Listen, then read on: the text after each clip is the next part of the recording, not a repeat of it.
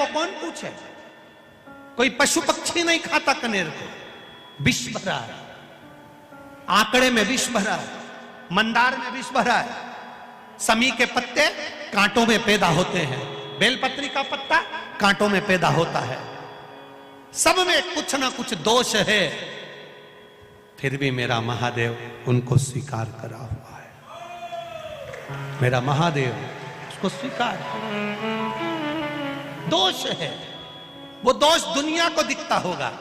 लोग कहते होंगे बेलपत्री में कांटे हैं, समी के पत्ते में कांटे हैं। लोग कहते होंगे कनेर जहरीला है, शंकर जी को चढ़ाना नहीं चाहिए। धतूरे में कांटे हैं, भांग में ऐसा है, उसमें ऐसा है। दुनिया के लोग इनमें दोष देखेंगे, पर मेरा महादेव दोष में भी कुछ अच्छा देख लेता है। नारद जी ने देखा, सब हंस रहे थे। कनेर के पुष्प को नारद जी ने तोड़ा। तोड़ते तोड़ते आकाश मार्ग से नारद जाते जाते उस कनेर के पुष्प को एक कैलाश की शिला पर रख दिए। कैलाश की शिला पर वो कनेर का पुष्प रखा था। उस कनेर के पुष्प को भृंगी ने उठा लिया। भृंगी ने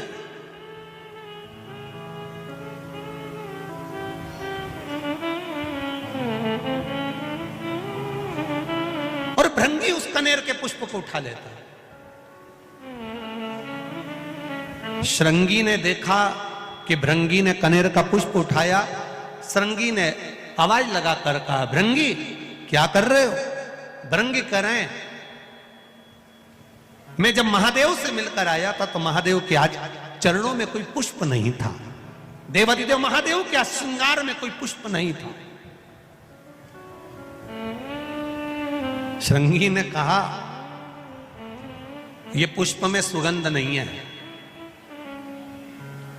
इसीलिए इसको कोई देवता स्वीकार नहीं करते। भृंगी ने कहा, शमशान की राख मनुष्य के कपड़े पर लग जाती है तो मुर्दा जलाकर आने के बाद नहाना पड़ता है। वो शमशान की राख महादेव पर चढ़ जाती है तो वो भी पैकेट में बंद होकर लाखों की बिक जाती है।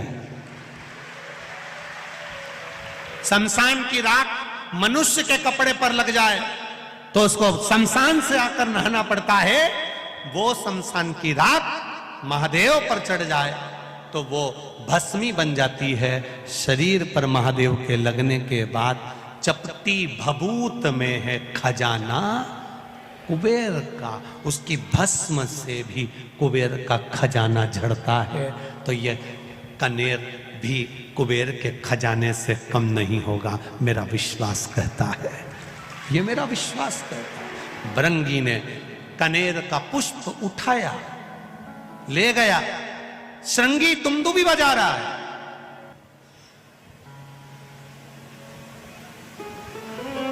श्रृंगी दुमदुबी बजा रहा है।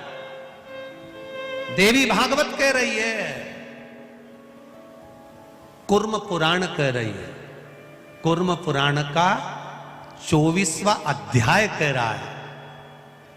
भृंगी ने पुष्प उठाया और श्रृंगी दुमदुबी बजा रहा है।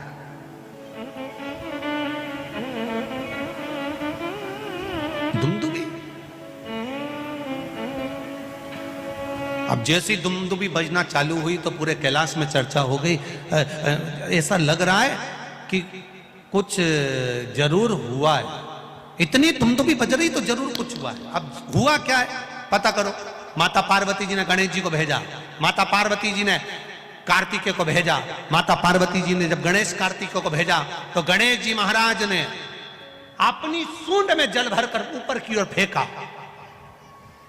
देवताओं को लगा जरूर कोई बात है।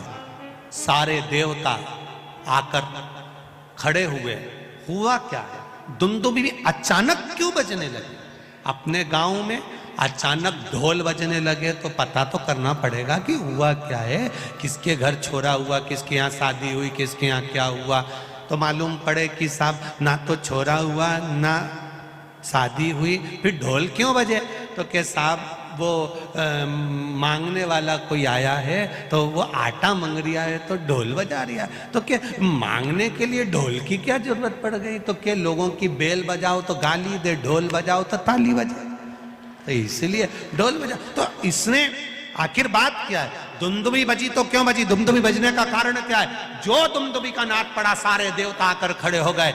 इतने में भृंगी ने एक कनेर का पुष्प, मात्र कनेर का, जिसमें विष भरा हुआ है, किसी काम का नहीं, जिसमें सुगंध तक नहीं है, जो कोई काम का नहीं था, उस कनेर के पुष्प को भृंगी ने देवाधिदेव महादेव के चरणों में जैसे ही रखा, पार्वती जी ने उस पुष्प को देखा, देखकर विचार करा, जो भी सुगंधित पुष्प आता था शिव जी के ऊपर चढ़ता था, भले इसमें विष भरा है, क्यों ना ये भी शिव पे चढ़े।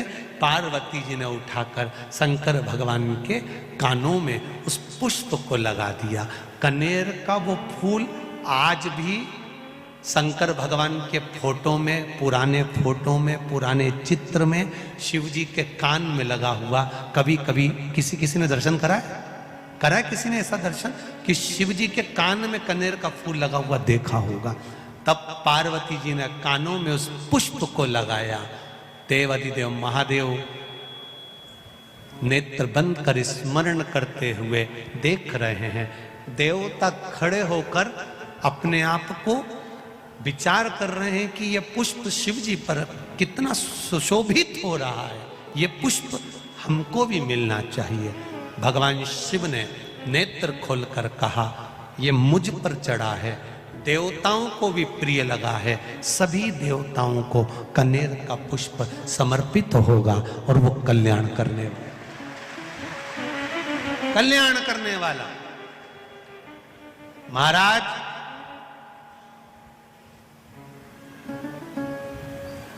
जहां पर पति और पत्नी के संबंध बेकार हो जाते हैं, विवाद हो जाता है, अदालत में बात पहुंच जाती है, परिवार वालों पर दहेज का केस चालू हो जाता है, कहीं ना कहीं किसी ना किसी रूप में कार्रवाई चालू हो जाती है, पति पत्नी में वापिस प्रेम को बढ़ाया जाए। उस प्रेम को बढ़ाने के लिए शंकर भगवान का समझ लीजिए, शिवलिंग,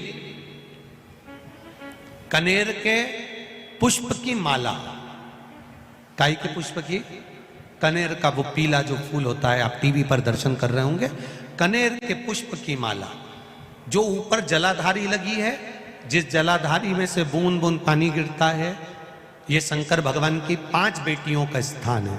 कौन कौन सी बेटी? नाम ले, जया, विषहरा, श्यामली बारी, दौतली और 5वें नंबर की देव। ये शिव जी की 5 लड़की है जो पानी बूंद बूंद नीचे गिरा रही है।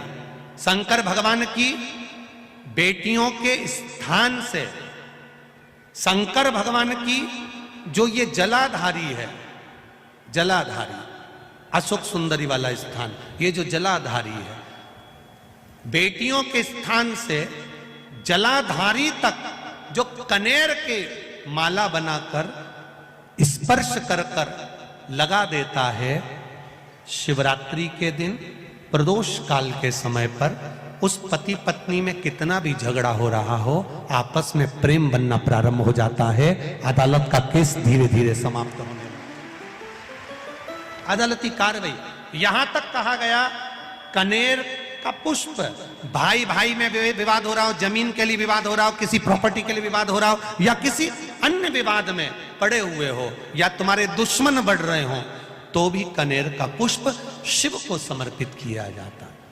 कनेर का पुष्प सुख प्रदान करना, आनंद देना, जिसको कोई ना पाए उसको मेरा महादेव पाए।